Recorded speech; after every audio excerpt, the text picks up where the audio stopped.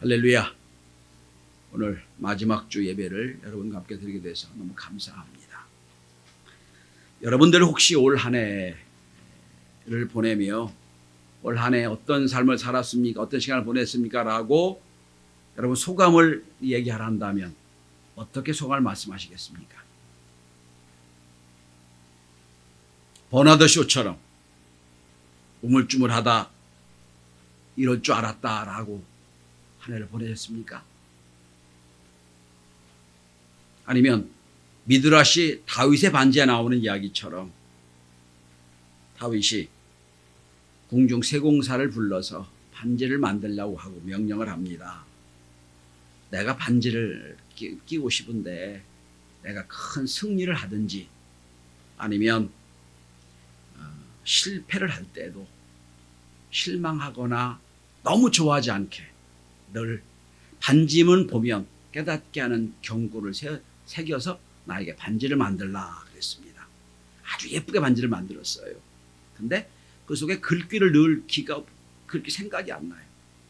아무리 생각하다가 당시 지혜자라고 칭송을 받던 솔로몬 왕자를 찾아가 묻습니다. 아버님 왕이 이렇게 명령했는데 나 도대체 모르겠다고 했더니 그때 솔로몬 왕자 가르친 말이 우리가 너무 잘 쓰는 말이죠. 이 또한 지나가리라. 그런 말입니다. 이 또한 지나가리라. 혹시 이 또한 지나가리라며 사셨습니까? 힘들게 어렵게 사셨습니까? 아니면 상계동 시인인 천상병 시인이 쓴 귀천에 나오는 식구처럼 나 하늘로 돌아가리라. 아름다운 이 세상 소풍 끝나는 날 가서 아름다웠다고 말하리라. 소풍 같은 삶을 사셨습니까? 저에게 묻는다면 저는 이렇게 대답하고 싶습니다. 감사합니다. 1년을 너무 감사했습니다. 라고 마무리할 것 같습니다. 오늘 본문의 이야기는 이제 가나안 땅을 앞에 놓고 40년 동안 이 이스라엘 백성을 이끌었던 모세가 이스라엘 백성을 다 모아놓고 했던 설교의 한 편입니다. 신명기 전체는 모세 설교입니다. 하나님 말씀 모세 설교를 합니다. 40년 광야길을 마치고 이렇게 40년을 살았습니다 라고 고백하는 깨닫게 하려는 의도로 쓰여진 성경입니다. 저는 이 시편 신명기 8장 1절부터 마지막 절 말씀을 가지고 올 한 해를 광야길과 같은 온 한 해를 살아온 저와 여러분들의 삶을 다시 한번 정리할 수 있는 은혜가 있게 되길 바랍니다. 오늘 본문에 보면 광야길이라는 단어가 2번이나 나와요. 광야길, 광야를 보내셨다. 자, 그러면 우리에게 지난 올해 2023년에 한 해는 어떤 해였습니까? 어떻게 회고하면 될까요? 첫째는 지난 해의 우리의 모든 삶은 하나님의 은혜였다는 고백입니다. 은혜였습니다 하는 거예요. 여러분 무슨 은혜입니까? 첫째로 인도해 주신 은혜입니다. 여기까지 인도해 주신 은혜. 자, 어떤 은혜가 우리에게 있었습니까? 3절 한번 보십시오. 첫째는 먹여주신 은혜예요.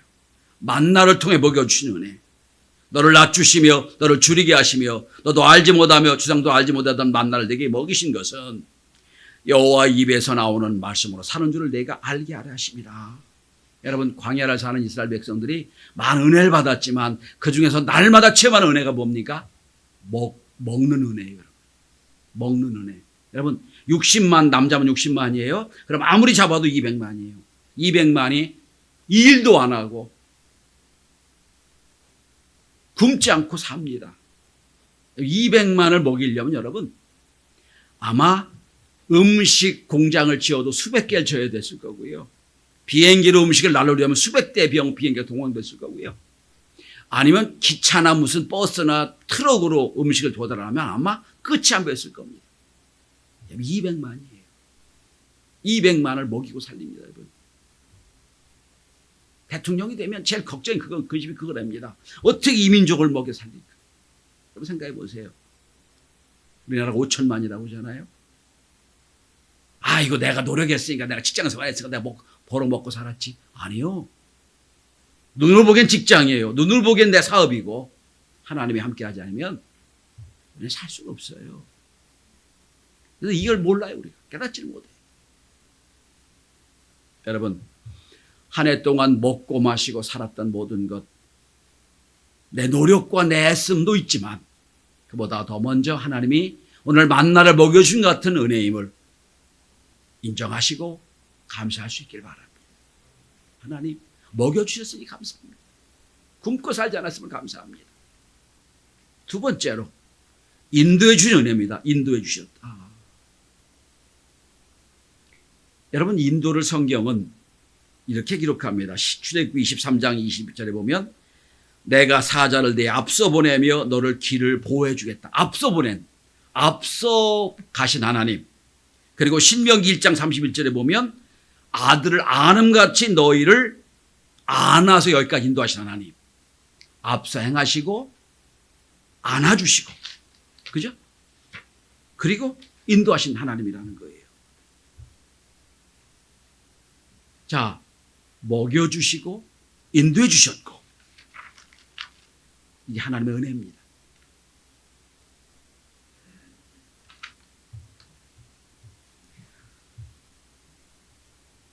우리 올해 아니라 작년 엘리베이터를 설치했잖아요. 우리 교회 공사비가 우리 교회 1년 예산과 맞먹는 공사비였어요. 3억 6천, 7천 들어갔는데, 여러분, 전 생각하면 지금도 놀래요. 융자를 안 받고 했어요. 우리가 돈 많이 모아놓은 것도 아니고. 어떻게 가능하냐고요? 우리가 헌금했던 1억 9천 정도 되던가요? 그거 하고. 나머지 1억은요, 장로님들이 무이자로 빌려주셔서 1년 빌려주셨어요. 아직도 못 갖고 있어요. 근데 어떤 장로님 한 분도, 목사님, 나 이자 어떡하죠? 묻는 분이 한 분도 안 계셨어요. 증서 하나 없어요. 나 안 받았다 그러면 끝나요. 전 1년 동안 생각하면서 아이고 너무 감사하다. 저런 장로님과 내가 목회하니 너무 고맙다 생각을 했어요. 여기까지 인도하신 하나님. 내년도에 여러분 올해 당회를 하겠습니다만 내년도의 모든 계획은 전체는 그 빚 갚는데, 올해도 우리 빚을 한 4,500만 원 갚았어요. 여러분 이게 다 그렇게 보면 다 은혜예요. 여러분 한 해 무엇을 감사하십니까? 어떤 은혜를 깨닫으십니까? 별로 감사할 게 없다고 생각하세요? 아니에요. 여러분 여기 앉아있는 것도 감사하셔야 돼요. 한동대 교수를 지나서 지금은 이화여대 사회복지학과 교수로 있는 여러분 이지선 교수를 아시지요? 그죠? 오빠 차를 타고 퇴근하다가 교통사고 나서 온몸에 화상을 입고 살았던 그분입니다. 전신 3도 중화상을 입고 매일 진통제를 먹으면서 하루 2번 피부처럼 붙여놓은 거즈를 뗐다 붙였다 반복하며 39번의 수술을 하고, 근데 여러분 너무 고통스러우니까 여러분 죽을까 걱정을 했는데 그때마다 엄마가 그렇게 말하더라 합니다. 지선아, 하루 한 가지만 감사 생각을 해보자. 하루 한 가지. 감사할 게 뭐 있겠어요, 여러분? 원망밖에 안 나오겠죠. 하루 한 가지만 감사해보자. 그러면서 그 힘든 중에도 감사할 거리를 찾았다는 거예요. 그게 자기를 견뎌낼 수 힘이 됐다는 거예요. 처음에 제 발로 화장실에 갔던 날, 처음에 왼손으로 밥을 먹을 수 있게 숟가락을 뜰 수 있던 날, 처음 문고리를 잡고 오른손으로 문을 잡을 수 있던 날, 처음으로 손가락으로 환자복에 단추구멍을 낄 수 있던 날, 다 감사했다. 다 감사.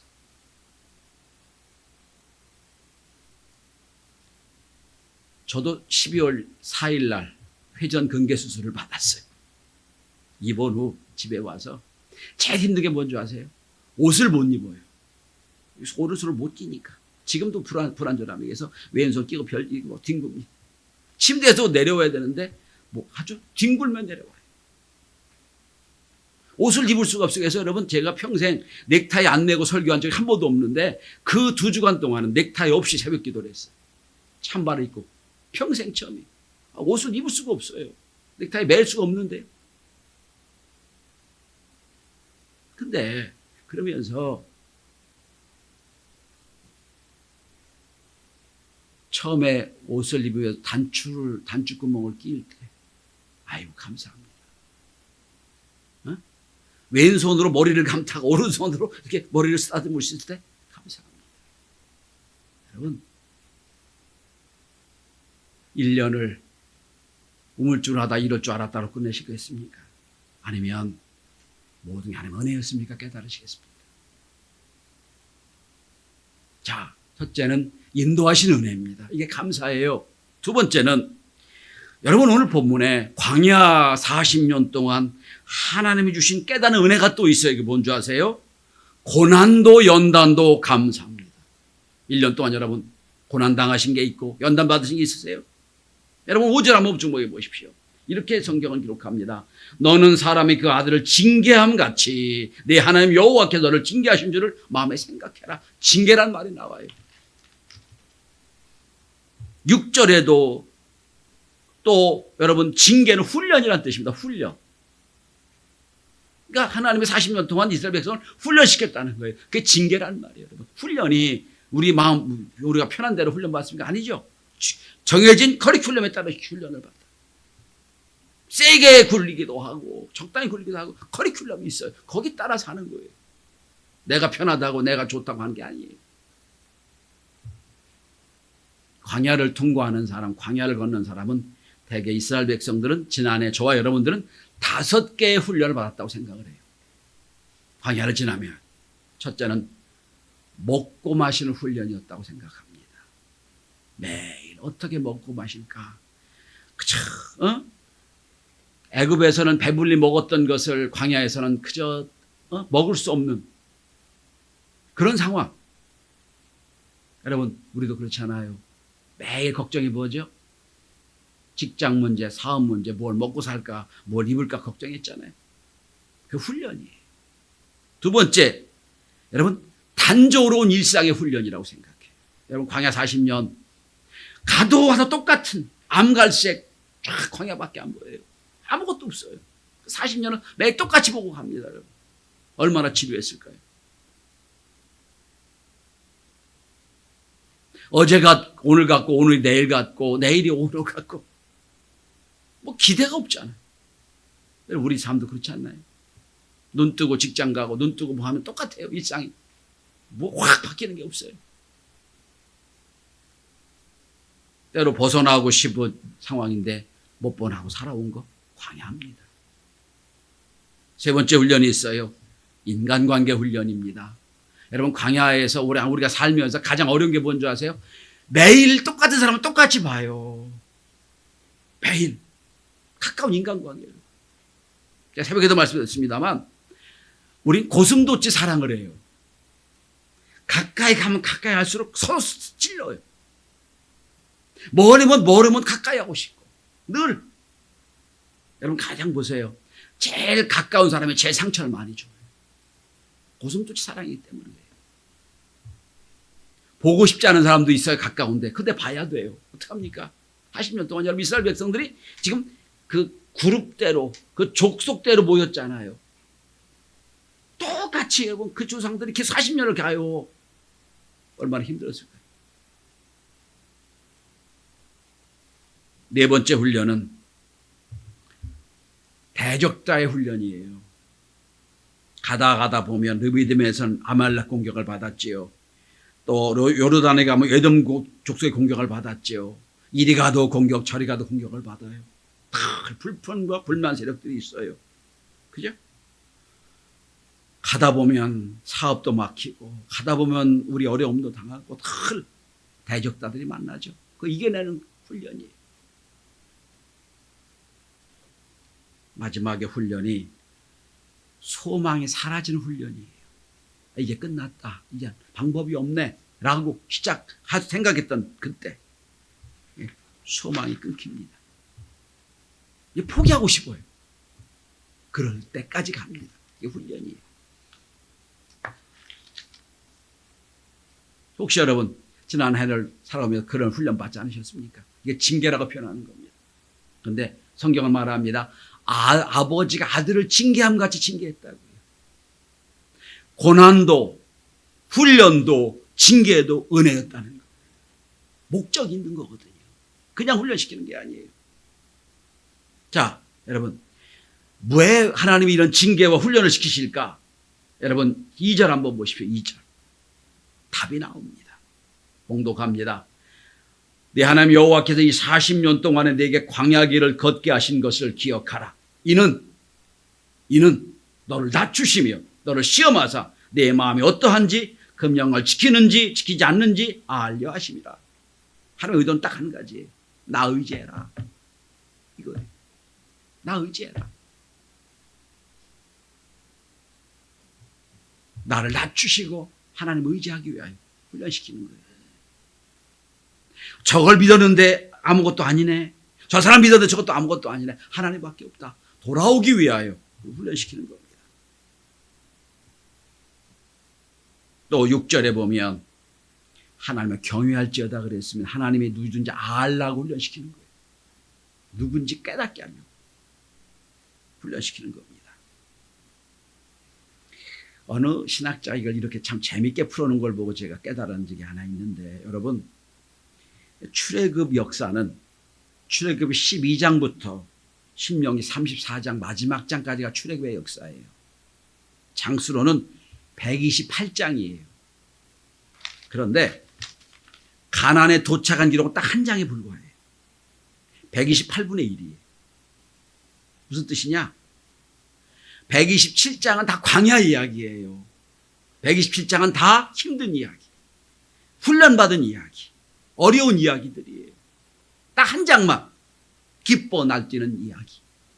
우리 인생이 그거예요.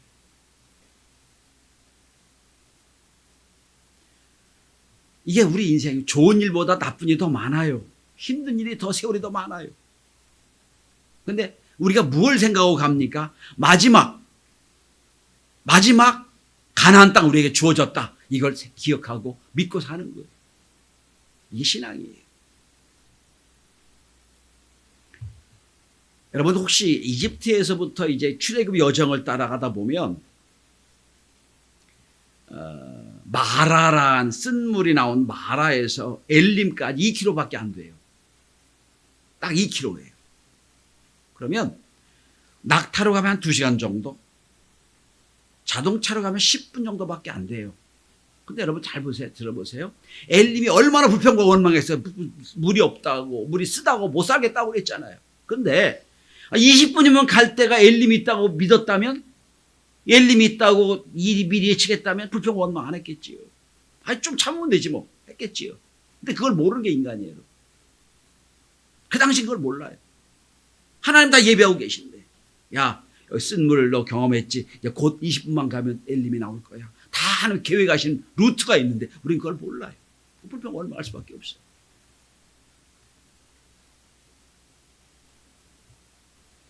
광야길을 걸어 지금 말하라고 생각하세요? 20분만 견뎌내보세요. 거기 엘림의 단물이, 엘림의 쉴만한 물가가 있게 될 겁니다. 이게 훈련이고 연단이에요. 연단받고 훈련받은 여러분, 얼굴 굳게 하고 여기까지 오신 여러분,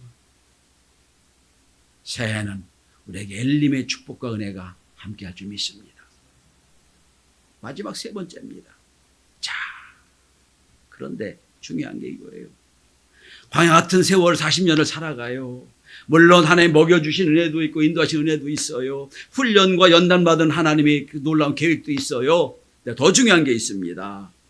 자, 하나님이 왜 우리를 40년 연단하고 훈련시키셨는가? 여러분, 신명기 8장 7절입니다.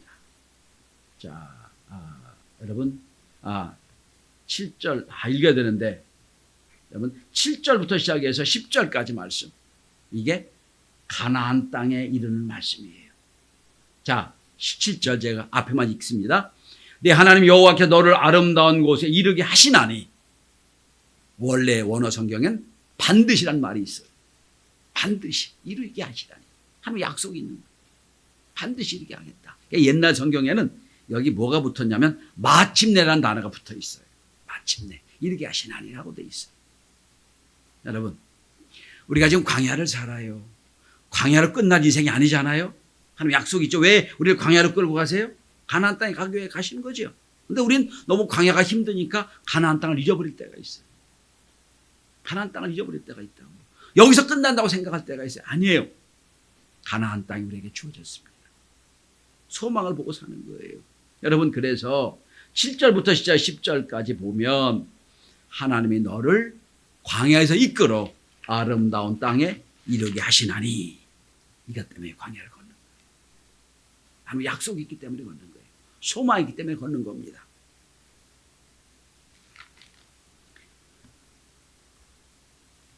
다시 한번 7절을 보세요. 비교되는 단어가 나옵니다. 광야는 흑갈색, 암갈색의 땅이에요. 그런데 7절에 보면 아름다운 땅에 이르게 하시나니라고 되어 있죠. 비교되는 겁니다. 아름다운 땅에 이르게 하실 것이다. 소망과 약속이. 여러분, 소망은 우리를 살리게 하는 힘이고 끝까지 버티게 하는 능력이 소망입니다. 소망을 잃어버리면 살 가치가 없어요. 여러분, 혹시 힘든 일을 당하고 지금 말의 쓴물 가운데 있다고 생각하시면 엘림의 소망을 다시 붙잡으시길 바랍니다. 내 소망이 아니요, 하나님 약속이 있는 소망이란 뜻입니다. 이 히브리어로 소망, 희망이란 단어가 티크마라는 단어입니다. 이 말은 노끈이란 뜻입니다. 노끈은 어떤 뜻이냐면 왜 실을 가늘게 꼬아서 꼬아놓은 노끈을 얘기합니다. 한 줄기가 아니에요. 여러 길로 꼬아놓은 노끈. 이걸 티크마라고 말합니다. 그 끈을 붙잡는다, 그런 뜻이에요. 한 줄 하나면 끊어질 거예요. 근데 줄이 꼬여서 많이 있어요. 그걸 붙잡는 것, 소망이라고 합니다. 런던의 길가에 어떤 남자가 너무 인생살이가 힘들어서 죽을 결심을 하고 배회하고 있었습니다. 호수 쪽으로 걸음을 옮겨서 이제 거기서 인생 끝내려고 하는데 그 앞에 큰 유리로 큰 그 미술 그림을 파는 미술 가게를 지나가게 됐어요. 근데 앞에 큰 그림이 하나 있는데 그림 한 장 그려 있는데 우연히 그 그림을 딱 보는 순간 도전을 받습니다. 어떤 그림이냐면 한 여인이 눈가리로 눈을 가리고 세상 꼭대기에 올라 앉아 있고 하프를 들고 있는데 줄이 하나밖에 없어요. 눈은 가리워졌고 꼭대기에 올라 앉아 있고 하프는 갖고 있는데 줄이 다 끊어지고 하나밖에 없어요. 그런데 그 하프를 연주하고 있는 모습. 근데 제목이 재밌어요. 희망. 눈도 안 보이는데 하프들도 끊어졌고 한 꼭대기에 올라 있고 아무 희망이 없어요. 그런데 희망이에요. 그 그림을 보면서 이 남자가 번쩍 정신을 차립니다. 그래, 저 여인은 눈도 안 보이고 줄도 다 끊어졌는데 꼭대기에 올라와서 인생을 연주하고 있는데 난 뭐냐? 불현듯 생각난 겁니다. 죽으려고 하다가 집에 남겨놓은 아들이 생각이 나서 아들 생각하면 뛰어갔다고 그럽니다. 그리고 인생이 새로 시작됐다고 그럽니다. 여러분, 이게 내 인생을 지탱하는 한 줄기 희망. 이게 티크마예요. 소망이에요. 여러분, 자, 8장 1절부터 시작해서 6절까지 광야길의 얘기를 쭉 나옵니다. 그리고 7장부터 10절까지 뭡니까? 마침내 이르게 하시나니, 아름다운 곳에 이르게 하시나니, 반드시 이르게 하시나니. 소망입니다. 하나님도 우리에게 소망을 두고 사세요. 우리만 소망 두는 게 아니에요. 저 인생이 바뀌어지겠지, 은혜 받겠지, 변하겠지, 주의 일을 감당할 수 있겠지, 소망을 두세요. 그리고 우리에게 은혜를 주시는 거예요. 빌립보서는 이렇게 말합니다. 우리에게 소망을 두고 일하신 하나님. 그죠? 소망을 잊지 마시길 바랍니다. 한 해를 마무리하면서 전 이런 고백을 하고 싶어요. 신명기 8장에 나오는 이스라엘 백성의 40년 광야 생활이 인도하신 은혜도 있고 연단과 훈련받은 은혜도 있고 마지막까지 소망의 은혜가 있다면 2023년을 지나 24년도에 새로운 소망이 우리에게 주어진다면 또 이 땅은 천상명 시인의 고백처럼 살만한 소풍 같은 인생이 될 수 있지 않겠나 하는 겁니다. 한 해를 지나며 하나님 앞에 감사하는 은혜가 있길 바랍니다. 여러분 7절에 다시 한번 제가 7절을 마무리하고 말씀을 마무리합니다. 내 하나님 여호와께서 너를 아름다운 곳에 이르게 하시나니. 아멘. 아름다운 곳에 이르게 하시나니. 그것이 뭔지는 모르겠어요. 어떤지는 모르겠어요. 그러나 반드시 이렇게 하시나니. 다시 한번 소망을 붙잡고 한 해를 준비하는 저와 여러분이 될 수 있기를 바랍니다. 기도합니다.